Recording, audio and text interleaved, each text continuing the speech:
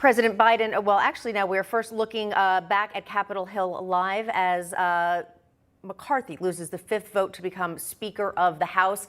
Kind of a carbon copy of what we saw on the 4th vote. We're standing by to see if there will now be a 6th vote, and we're going to keep you posted on that. And we'll keep track of that as soon as we explain what a carbon copy is to anybody under 30. Meanwhile, President Biden in Kentucky this afternoon, meeting with Senate Minority Leader Mitch McConnell. The two are showcasing projects that will benefit from funding allocated in that massive $1 trillion bipartisan infrastructure bill approved in 2021. Yeah, we're going to go now to our chief White House correspondent, James Rosen, who is live with the latest. James.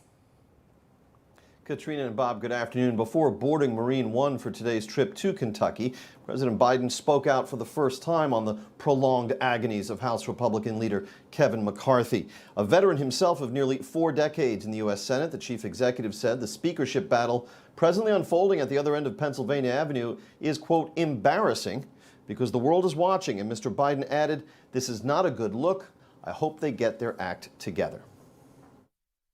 How worried would you be if the stalemate in the House goes on after today about the ability of Congress and you to govern?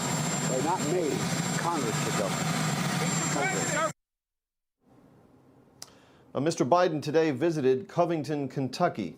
It's just across the Ohio River from Cincinnati to discuss this bipartisan deal from last year to spend, I should say 2021, more than $1 billion in federal funds to rebuild a bridge that links Ohio to Kentucky. Joining the president, as we see, was the Senate Minority Leader, Mitch McConnell, as well as the governors of Ohio and Kentucky, a Republican and Democrat, respectively. The White House has portrayed this trip as evidence that the two parties, even today, can still find common ground. All in all, Bob and Katrina, as this extraordinary spectacle has unfolded in the House chamber, the White House has tried to depict the president, the vice president, as being above the fray, but nonetheless, White House aides are doing very little to conceal the schadenfreude that they are taking at this moment. In addition to carbon copy, schadenfreude might be an unfamiliar term. It's a German word used in the discipline of psychology to describe people who take joy in the misery of others. Of course, we know it's only confined to politics. It does not occur in broadcast news or dentistry or any other discipline.